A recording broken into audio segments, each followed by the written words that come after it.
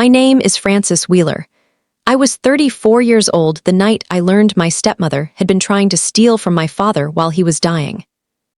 I was standing in a hospice hallway holding a paper cup of coffee from the lobby. The lid did not fit right. The coffee had already gone warm, then cool, then almost cold by the time I reached his room. The door was open just enough for me to see the foot of the bed and the metal pole of the IV stand. Above him, near the ceiling, a small camera blinked one steady red light. Then I heard her. Not crying, not praying, not saying goodbye. Working, just sign, she said. She will fight you forever over nothing. There was a pause, a short one. The kind of pause people take when they are deciding whether to say the ugliest part out loud. Then she said it. I am the one who stayed. My father was less than 3 days from death. He was weak. Sedated, barely able to lift his hand.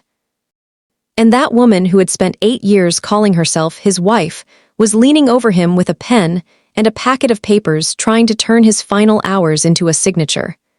I did not drop the coffee. I did not burst into the room. I did not scream. I stood there and listened because I work in probate litigation and I knew exactly what I was hearing. Undue influence, isolation, pressure. A dying man being cornered at the exact moment he could no longer protect himself. What my stepmother did not know was that the camera above his bed was still recording. What I did not know yet was that one nurse had already started keeping track of everything. And what nobody in that hospice room knew was that my father had hidden something more than a year earlier. Something with my name on it. Something that would eventually force my stepmother and her son to return $2.7 million to his estate.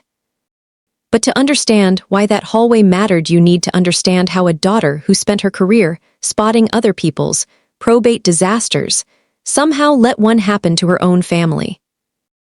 I work as a paralegal in Denver. Estate and probate litigation, that is the formal name. The plain version is this. I spend my days helping attorneys untangle what happens when grief and money arrive in the same room. I organize exhibits, draft petitions, build timelines, track transfers, label bank statements. I know exactly how families start lying when a dying person leaves behind enough money to make lying feel worthwhile. I am good at that work. I am also the kind of person people overlook while I am doing it. Quiet, steady, reliable, useful words. Words that sound like compliments but often mean something else. It means people do not expect noise from you. They do not expect confrontation. They assume they can talk around you while you are busy taking notes. My father used to call me Franny. He was the only person alive who could say it and make it sound like safety. 4 years before he died, I moved from Ohio to Denver for a better job and a better salary, and the kind of practical life choice adults congratulate each other for making. My father told me to go. He said Ohio would still be there if Denver disappointed me. I promised I would come home for every holiday. I made about half of them. That number still hurts. If you have ever lost a parent after too many postponed visits, then you already know what I mean. There are certain pieces of arithmetic grief never stop solving. Weeks between calls. Flights not booked. Birthdays handled by phone instead of plane tickets. Small, reasonable decisions that pile up until one day they do not look reasonable anymore. They look permanent. My father was Raymond Wheeler. He built things for a living: drywall, supply contracts, job sites, trucks that smelled like sawdust and old coffee. He started his company with one pickup and a belief that if you showed up when you said you would and did not cheat people, then word would spread. He was right. By 60, he owned a building supply company that served half the contractors in the county. He sold it at the right time, paid off the house, invested the rest, never bragged about any of it. He just said he was comfortable. That was his language for success. Comfortable. The house was comfortable. The accounts were comfortable. The truck was not new, but it was comfortable. It meant secure. It meant nobody owed anybody. It meant the roof would hold, and the bills would get paid, and there would still be money left for a grand gesture if one day he wanted to make one. He was not warm in the movie father way. He did not give long speeches. He did not ask about feelings unless something was badly wrong. He showed love by changing your oil and refusing gas money. He showed concern by going quiet and rubbing the back of his neck. When my mother died when I was 19, he and I became a small, careful unit of two people who loved each other best through routine. Sunday calls, birthday checks, fixing things, talking about nothing for 20 minutes because nothing was our shared language for everything important. He had one phrase he used about almost everything that mattered. I put things where they belong, Franny. He said it about tools. He said it about money. He said it about bolts in the garage and tax records in the file cabinet and people he trusted. Things where they belong. It was his religion. Order was how he loved the world. The summer before he got sick, he said it again during a phone call, out of nowhere. I was driving through traffic in Denver and half listening the way people do when they assume there will always be another call later. He told me he had been organizing paperwork. Said there was a folder with my name on it and that he had put it where it belonged. I remember that moment with an accuracy that feels cruel. Red light, left turn signal ticking.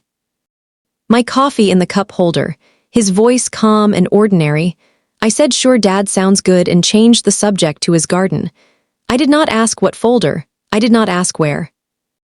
I did not ask why he sounded like he wanted me to remember. That folder would become the center of everything. I just did not know it yet. Diane entered our lives 8 years before the hallway. She was a dental office manager, divorced, organized, efficient, the kind of woman who labeled shelves and corrected restaurant reservations. My father admired that. After years of him eating cereal over the sink and forgetting to buy detergent and pretending that living alone was easier than it was, Diane looked like help. And to be fair, she was help. This story falls apart if I make her into a cartoon villain from the start because that is not what happened. Diane was not lazy. She was not indifferent. She did not arrive in our lives already twirling a pen over inheritance papers. For years, she looked like exactly what she claimed to be. A competent second wife who brought order back into a widower's house and made him less lonely. Then he got sick. Cancer. 14 months from diagnosis to death. The first year was treatment, and hope and bad scans, followed by temporary optimism, followed by worse scans. The last 3 weeks were hospice. And during that first year, Diane did what a good spouse does. She drove him to chemo at dawn. She tracked medication times. She sat beside him with a bucket during the nights when nothing stayed down. She learned the names of every doctor. She changed sheets. She folded towels. She brought order to illness. I told myself that was enough, more than enough. I told myself I did not need to worry because he had someone in the house every day. I told myself I could be the daughter who called on Sundays because Diane was the wife who handled the parts I could not from 1,000 miles away. What I did not understand then was how easily care can curdle into ownership. At some point during those years, something hardened inside her. I did not see the change while it was happening, because distance makes small shifts invisible. But by the time my father entered hospice, Diane no longer seemed to believe that love and duty were enough reward for what she had done. She believed staying had earned her something. Maybe at first it was gratitude, then more, then eventually everything. She had a son named Garrett. He believed it even harder. I did not know Garrett well, and I liked him less every time I saw him. He was 36 then, restless, loud in the way insecure men get loud when they mistake swagger for authority. He had started a restaurant 2 years earlier, and by the time my father got sick, that restaurant was collapsing under debt. I would not learn the exact numbers until discovery much later. $180,000 owed across creditors, lawsuits in motion, payment deadlines he could not meet. At the time, all I knew was that Garrett suddenly started showing up at the house more often. Too often. He came in the evenings, stayed late. Spoke in low voices with Diane in the kitchen or the hallway. He never once struck me as grieving. He looked alert, focused, like a man waiting for something to open. The illness progressed, and so did the distance. For the first year after diagnosis, I could still reach my father easily. Sunday calls happened, shorter than before sometimes, but still real. We talked about weather and football, and whether he had finally fixed the gutter over the back porch. Then slowly the pattern changed. Calls went to voicemail. Texts came back from his phone but sounded more like Diane than him. Whenever I reached him, Diane appeared on the line within a minute. "He is tired, Francis. He needs to rest. Do not get him worked up." It all sounded reasonable. That is the danger. The worst forms of isolation almost always arrive dressed as care. If someone had told me then that a caregiver can cut a person off from the people who love them while still looking protective to outsiders, I would have nodded and said of course. I had seen it in case files. I knew the term: gatekeeping, control of contact, restricting access while claiming medical necessity. I knew it professionally. I still let it happen personally. By the time he entered hospice, I had not had a real, uninterrupted conversation with my father in almost 2 months. I did not know how thin he had become. I did not know his phone had been moved out of reach. I did not know old friends were being turned away at the door. I did not know Diane had been telling people she was his only meaningful contact. She was not. I was listed in his records too in his own handwriting. Somebody just chose not to call me, until one nurse decided she would. Her name was Carol Bishop, and if she had been the sentimental type, I might have missed what made her dangerous to people like Diane. Carol was not sentimental. She had been a hospice nurse for 19 years. She knew the difference between a family falling apart under grief and a family quietly reorganizing itself around money. One looked messy. The other looked efficient. What she saw in my father's room bothered her for weeks. Visitors were managed. That was her phrase, not denied outright, managed. Friends arrived and Diane intercepted them in the hall and sent them away with soft voices and practiced reasons. Too tired, bad day, maybe tomorrow. The phone by the bed had been moved to a windowsill where my father could not reach it. Papers kept appearing that had nothing to do with medication or care. A folder on the side table. Forms with tabs, sign here, initial here, Diane sliding them closer, my father turning his face away. Carol noticed Garrett too, evening visits, hallway whispers, no tenderness, no hand-holding. No grief, just strategy. One afternoon Carol heard Diane say through the half-open door, "Ray, we just need this done before anything happens." She heard my father answer Franny just my name. Like he was reaching for something lost. That got her attention. That night Carol checked the chart and found a second emergency contact with a Denver area code. Francis Wheeler, daughter. Written in shaky block letters by my father himself. Carol did not say anything to Diane. Something about the house dynamic told her not to. She copied the number onto the back of her hand with a pen and went home. 2 days later she used it. It was a Tuesday night, 9 o'clock in Denver. I answered because I did not recognize the number, and for some reason, my body went cold before the woman on the other end had even finished saying my name. She asked if I was Francis Wheeler. She asked if I was Raymond Wheeler's daughter. Then she said her own name and told me she was a nurse at my father's hospice. I sat down on my kitchen floor before she finished the sentence. How bad, I asked. Days, she said, maybe less. Then her voice changed, more careful, less medical, more human. Francis, I need to tell you something and I need you to stay calm. There are papers here. Your stepmother is asking him to sign things. I do not think he understands them. He keeps saying your name. Everything inside me went quiet. Then my legal brain snapped on like a second spine. Confidential relationship, diminished capacity, suspicious transfers, isolation, urgency, late-stage document execution. Every red flag I had spent a decade helping attorneys organize was suddenly attached to my own father. I do not remember packing. I remember the drive. 14 hours across dark highway with the dashboard clock counting hours I could not recover. I stopped once for gas and once for coffee and drank none of it. The whole time I kept telling myself I might be overreacting. Diane was stressed. Garrett was probably just helping. Maybe Carol had misunderstood, but another part of me already knew.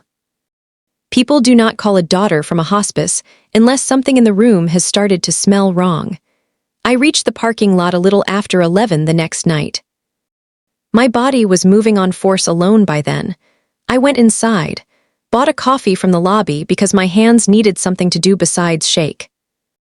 Then I walked down a pale, quiet hallway toward my father's room and saw the door open just enough. And I heard her. Just sign. She will fight you forever over nothing. I am the one who stayed. There are moments when rage feels so clean it almost organizes you. That was one of them. But the strangest thing was how calm I became at the center of it. Maybe because I had seen too many cases implode when the wrong person lost control too early. Maybe because some professional instinct took over. Whatever it was, I did not shove the door open right away. I looked up at the little red light on the camera near the ceiling and understood in one flash that if it was recording then, I did not need to become the evidence. I just needed to witness it. Then I pushed the door open. Diane straightened so fast the chair legs scraped the floor. The pen was still in her hand. There was a stack of documents on the tray table with colored tabs marking the signature lines. "Francis, you came." She tried to sound relieved. It came out irritated. I set my coffee down. Walked to the opposite side of the bed, took my father's hand. His skin felt like paper left in sunlight too long. He opened his eyes and found my face, and for 1 second everything else in the room disappeared. "Hi, Dad," I said. "It is Franny. I am here." He could not answer clearly. But his fingers moved against mine. Diane started talking fast. She said they were just trying to get his affairs in order. Said he had asked for this. Said he was lucid even with the morphine. I looked at her, then at the papers. Then at my father, whose gaze was drifting in and out like a lantern in wind. He was not lucid. Anyone with eyes could see that. "Dad," I said quietly. "Do you want to sign anything tonight?" His hand tightened around mine, very slight, barely there, but I felt it. He said only one word. "Franny," not yes, not no, just my name, that was enough. I capped the pen and moved it out of reach. Then I told Diane anything this important could wait until morning when his real lawyer was present. That word "real" hit her harder than shouting would have. I saw it, just a flicker, but I saw it. A nurse stepped in behind me. Carol, calm as stone. She said it was time to let Mr. Wheeler rest, and somehow that one sentence carried more force than anything Diane had said all night. Nobody signed anything. Diane left around midnight. I stayed. The room was dim except for monitor light and the red blink of the camera. The IV pump ticked. Somewhere down the hall, a television murmured too softly to make out words. I sat in a vinyl chair and held my father's hand and tried not to count his breaths. At around 2 in the morning he surfaced. If you have ever sat with someone near the end, you may know this part. Sometimes there is a final clearing, a window that opens without warning. A few minutes where the fog lifts and the person you know steps back into the room and then slips away again. He opened his eyes and they were his again. "Franny," he said, "you drove." I told him I had. 14 hours. I said he owed me gas money. He almost laughed. It turned into a cough. I leaned closer. "Dad, is there anything you need me to know? Anything about your papers?" He was quiet for a long time. Then his hand moved weakly over the blanket like he was trying to find something in the dark. "The folder," he whispered. "I put it where it belongs." The folder. There it was again. I asked where. I asked what folder. But the window was already closing. He said only this: "You will find it." Smart girl, smartest thing I ever made. Those were the last clear words my father ever said to me. Not a bank name, not a password, not an address. Faith. Faith that I would find what he had hidden and know what to do when I did. He died 68 hours later, just before dawn on a Friday. Carol was there. Diane was there. I was there. Diane wept, and I will say this because it is true. I do not think all of it was fake. People are rarely one thing all the way through. She had cared for him. She had sat through the chemo nights. She had held buckets and changed sheets and maybe loved him in the only way she understood love. She had also tried to steal from him while he was dying.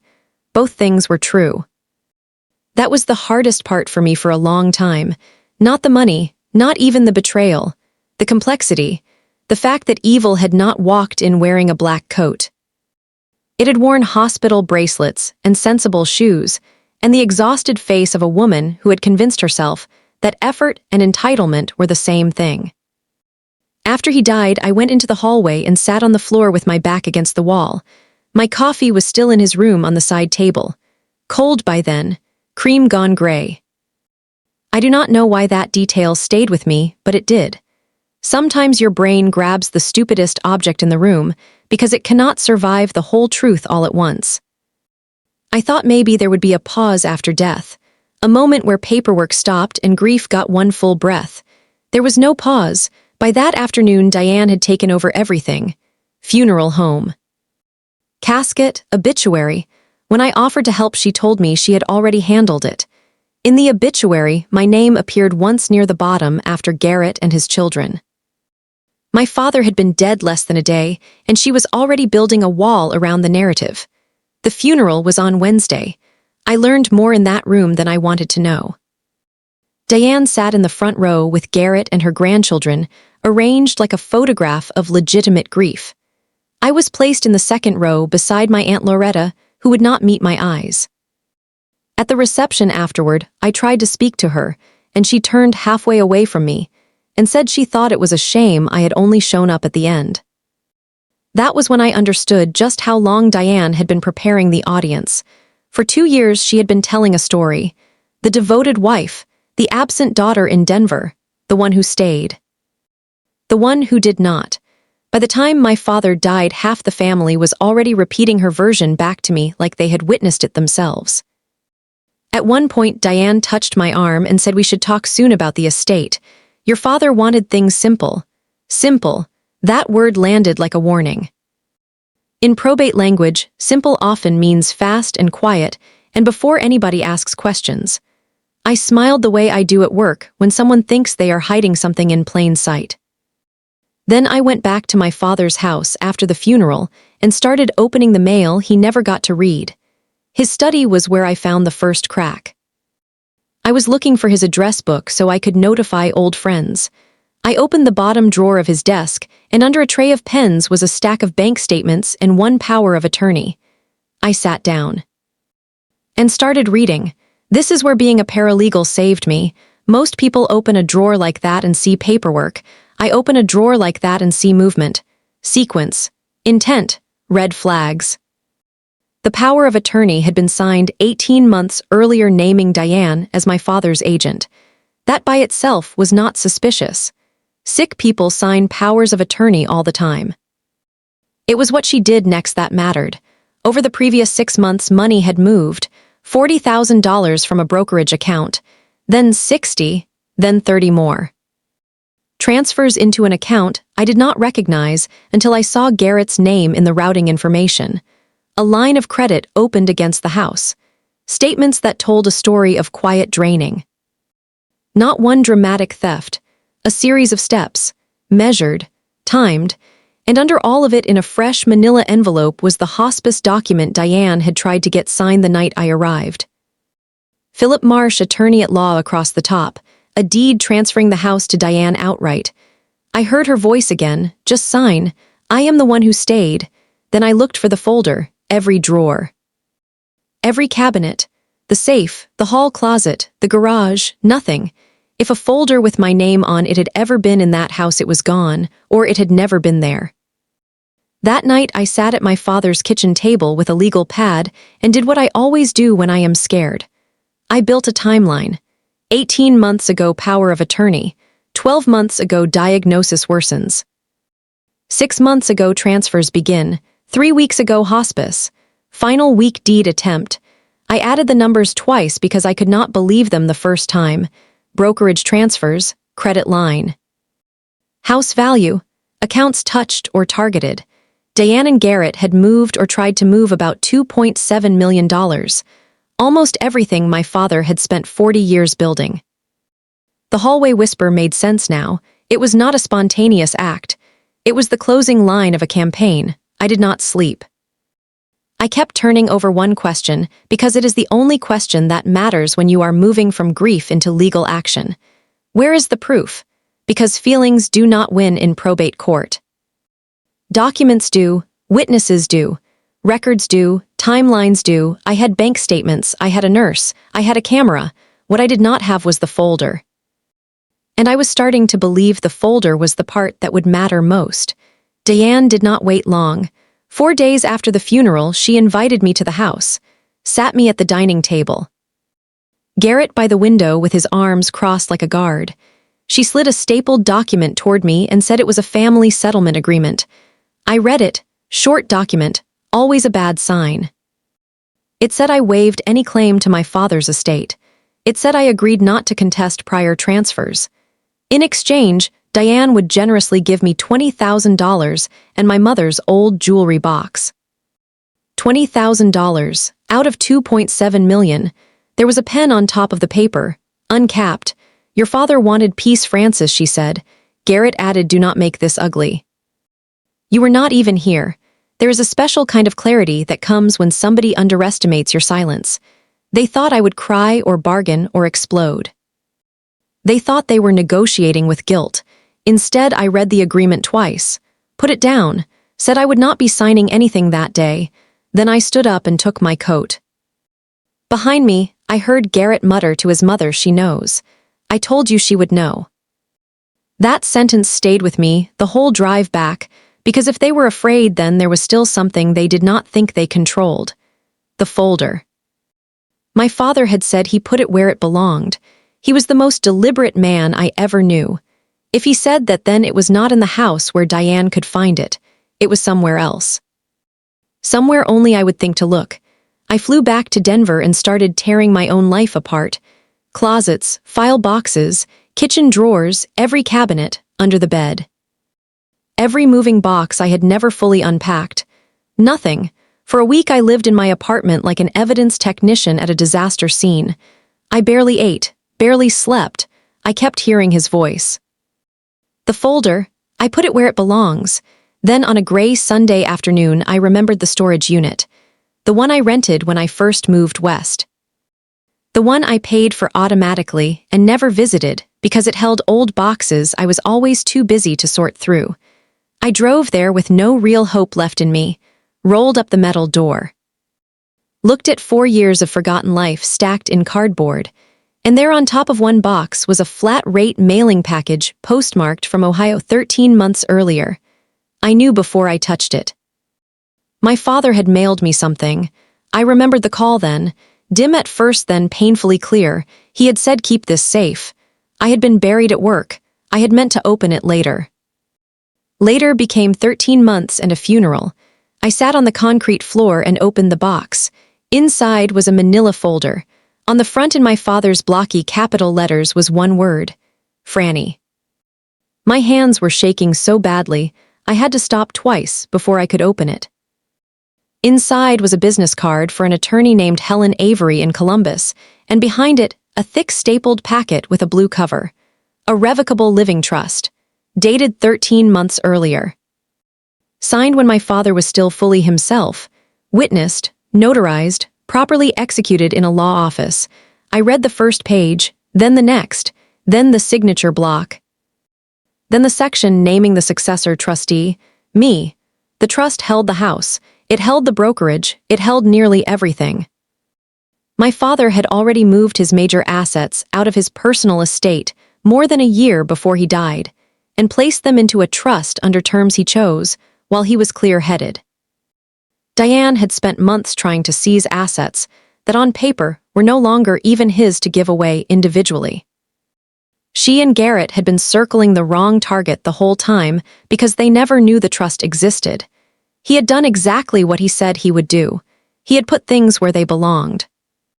I cried then, harder than I had at the funeral, harder than I had in the hospice hallway, because the trust was not just legal protection, it was proof of him, his care, his foresight. His way of loving me quietly from a distance. Even as his memory started to go, he had trusted that I would find the map. I called Helen Avery first thing Monday morning. She remembered him immediately. Raymond Wheeler, careful man, very clear about what he wanted. When I told her he had died, she went quiet for a moment. Then she said she was sorry and asked me to come in. I flew back to Ohio that week. Helen explained the trust the same way I had seen attorneys explain similar documents to clients 100 times. But hearing it about my father changed everything. The trust controlled the house and the brokerage. Most major assets were already held there. Diane, as power of attorney, had no legal authority to treat trust assets, like my father's personal checking, account for her own benefit or Garrett's. The deed she tried to get him to sign at hospice was not just improper because he lacked capacity. It was meaningless against assets already governed by the trust. The more Helen spoke, the steadier the ground felt beneath me. Then she said the sentence that turned grief into mission. As successor trustee Francis, you have standing and you have duties. That mattered to me more than anger did. Duty. It sounded like him. It sounded like something I could survive. We filed 2 petitions. First, to confirm the trust and my role as trustee. Second, to recover transferred assets and set aside the deed attempt on grounds of self-dealing, undue influence, and lack of capacity. I drafted the timeline myself, though Helen reviewed every line before it went in. Dates, dollar amounts, transfer routes, medical decline, no adjectives, no melodrama. The chart did the screaming, so I did not have to. Then I called Carol and asked if she would testify. She said yes before I finished the question. She told me she had left the camera running on purpose, said she was a mandatory reporter for a reason, said she would do it again. The camera mattered. But what mattered more was how all the pieces fit together now. The trust, the chart, the transfers, the hallway, the debt. That last piece arrived in discovery. Garrett owed about $180,000 across 3 creditors tied to the failed restaurant. One had already sued. Another was days from moving on his car. The transfers from my father's accounts lined up almost exactly with Garrett's payment deadlines. It was never really about Diane alone. It was about a drowning son and a mother who convinced herself that robbing a dying husband was just another form of helping her child survive. That did not excuse it. But it explained the desperation. Philip Marsh turned out to be the weak point. He was the lawyer whose name was on the deed Diane tried to execute in hospice. During deposition, it became clear he had never even met my father in person. He had relied on Diane and Garrett to tell him my father was lucid. He had drafted a deed for a heavily medicated dying man without independent witnesses and without any capacity assessment. His own notes pinned the date and time directly to medical records showing confusion and heavy morphine. In hindsight, he said he might have handled things differently. In hindsight is what people say when they are trying to walk away from their own negligence without admitting it. By the end of that deposition, he was no longer defending the deed so much as trying to save his license. The week before the hearing, my Aunt Loretta called. Her voice was smaller than I had ever heard it. She apologized. She had seen the filings, the transfer records, the trust, the timeline. The story Diane had been feeding family members for 2 years had finally cracked open under the weight of paper. Then Loretta told me something I did not expect. She said Diane really had sat with my father through the worst chemo nights. She had seen it herself, the bucket, the sleeplessness, the songs Diane sang when he could not settle. That part was real too. I sat with that for a long time after we hung up because it would have been easier if Diane had been monstrous from start to finish. Easier if I could hate her cleanly. But real life does not hand you enemies that neatly. Sometimes the person who tends you with genuine devotion is the same person who later decides your gratitude should be cashable. That complexity forced a decision in me. I would not try to leave Diane with nothing. My father's trust provided for her fairly, a right to remain in the house for life, a real bequest besides. He had chosen those terms while clear-headed, and I would honor them. I would not use what she had done as an excuse to become the kind of person who empties a widow out of spite. I only wanted back what she and Garrett had taken or tried to take beyond what my father intended, not $1 more. That decision made the courtroom easier. I was not there to destroy her. I was there to restore the record. The hearing was on a Tuesday in March in a probate courtroom that smelled like old paper and floor wax. I had spent years in rooms like that sitting behind counsel. This was the first time I sat at the table myself. Helen was beside me. Across the aisle, Diane and Garrett sat with a lawyer who looked exhausted before anything even started. Loretta was in the second row behind me.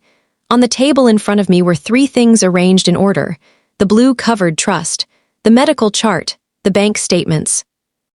I remember noticing that my hands were perfectly still.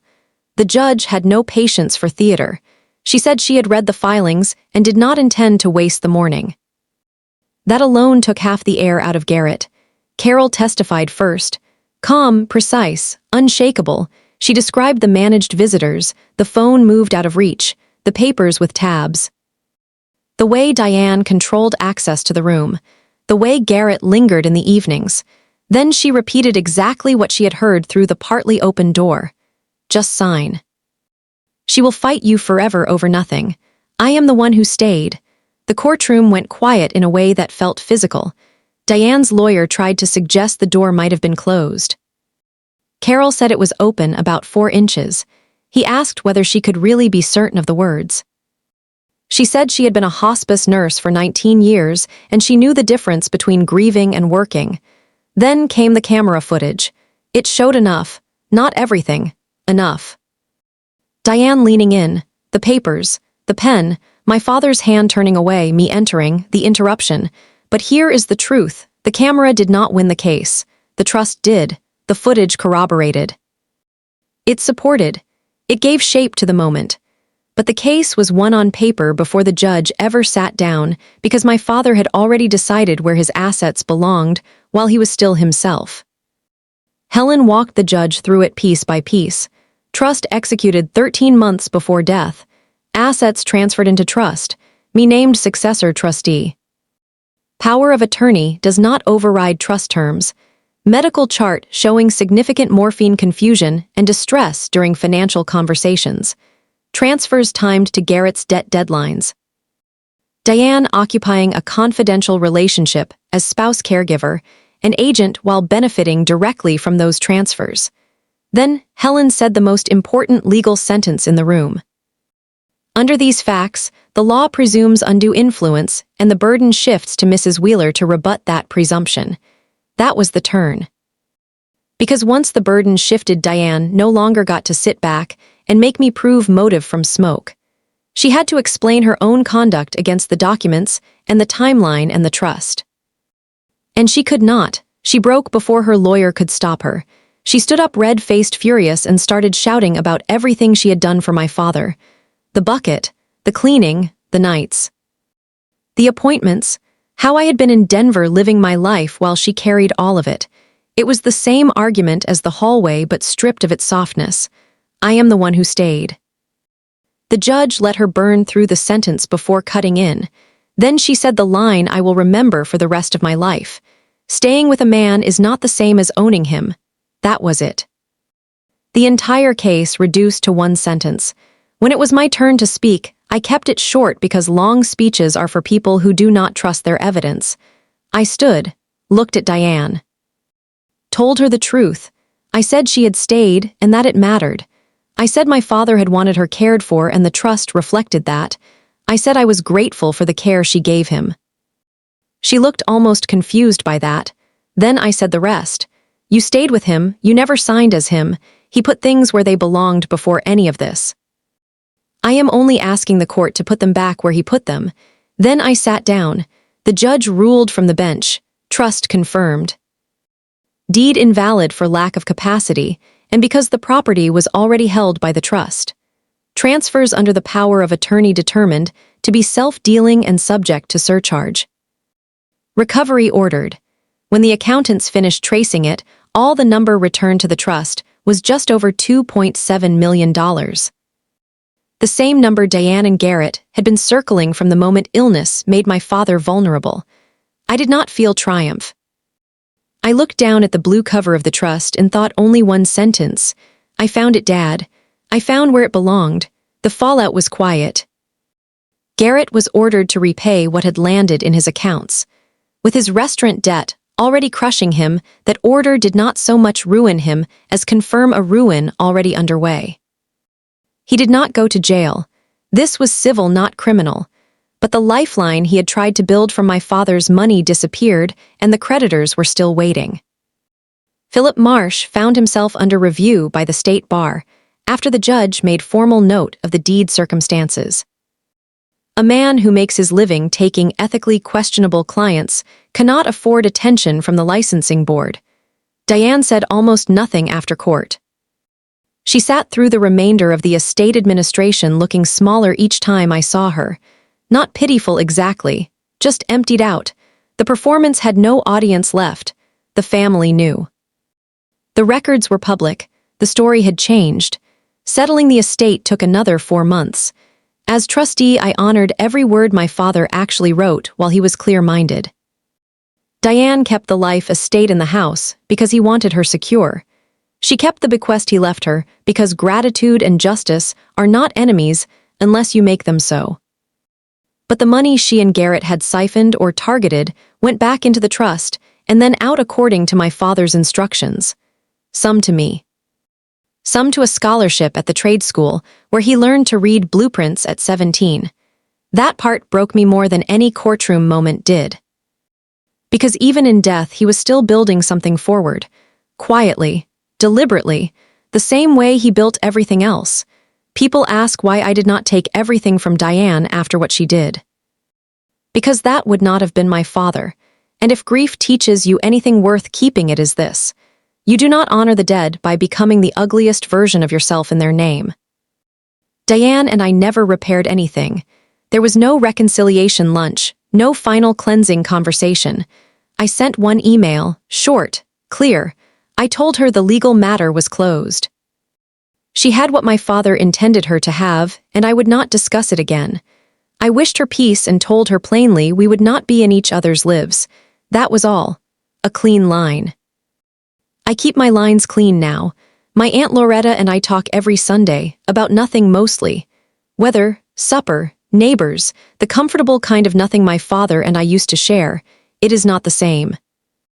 Nothing ever becomes the same after you lose the person who made ordinary conversation feel like home. But it is something, and I no longer let silence stretch too long where love should be speaking. Carol and I send each other a card every year on the anniversary of the night. She called a daughter whose number she copied onto the back of her hand, because her instincts told her something in that room was wrong. I still have the folder. The original manila one with Franny written on the front in my father's block letters. I keep it in my desk in Denver now, not because I need the paperwork anymore. The trust is administered. The court order is final. The estate is settled. I keep it because that folder is the closest thing I have to hearing his voice in real time. It is proof that even while his body was failing and his world was narrowing, he was still thinking like himself, still protecting, still arranging, still trusting me. That trust is what breaks my heart even now, because he trusted me enough to find it, and for a while I almost failed him. That is the part that hits hardest when the house is quiet, not Diane. Not Garrett, not the hearing, not even the hallway. It is the memory of that phone call a year earlier when he told me there was a folder with my name on it and I was too busy to ask where. People talk about grief like it is one big event. I do not think that is right. I think grief is a room with drawers that keep opening for years. One drawer holds the courtroom. One holds the hospice. One holds the bank statements. One holds a cold cup of coffee on a side table. One holds a father saying smartest thing I ever made in the dark. One holds the knowledge that he gave you the map, and you put it in storage because work was busy and life was full, and later seemed guaranteed. Later is the cruelest liar in the language. If you are waiting to make the call, then make it. If someone in your family is being kept unusually quiet, then ask why. If a caregiver is suddenly handling every conversation, every visitor, every piece of paper, then pay attention. If a sick parent mentions a folder, a directive, a trust, a deed, a safe deposit box, anything at all, and you find yourself tempted to say we can talk about it later, do not. Ask now. Ask where. Ask twice. Write it down. Open the package when it arrives. Because the people who love you quietly often protect you quietly too, and sometimes the last gift they leave is not money. It is a trail. My father did not leave me vengeance. He left me instructions. He left me proof that he knew exactly who he was and where his work belonged. He left me the chance to put his life back in order after other people tried to turn his decline into an opportunity. He left me one last job and trusted that I would do it right. And I did. But I would give every dollar back to sit through one more Sunday call where we talked about mulch and weather and some bolt he could not find in the garage. That is the truth nobody tells you about winning this kind of fight. The court can restore the money. It cannot restore the ordinary life that got interrupted on the way there. So when I tell this story, I am not really thinking about the $2.7 million. That is just the number, the headline, the part strangers remember. What I remember is a red light blinking in a hospice room, a nurse who trusted her instincts, a manila folder mailed across state lines by a father who knew he might run out of time. And a father at 2 a.m. gathering enough strength to say, "I put it where it belongs." That sentence changed my life, because in the end, that is all I was trying to do too, not punish. Not perform, not win, just put things back where they belonged. If this story hit something in you, then do not scroll away and tell yourself you will deal with it later. Like the video. Subscribe right now. And in the comments, tell me one thing. What is the one call or one question or one conversation you are not putting off anymore after hearing this? And if you have ever been treated like distance meant you loved less than, put this in the comments. Staying is not the same as owning. If this story moved you, then hit like, because it helps more people find it. Subscribe because stories like this matter. And comment because I read them, and because sometimes the sentence someone else leaves there is the one another person desperately needs to hear tonight.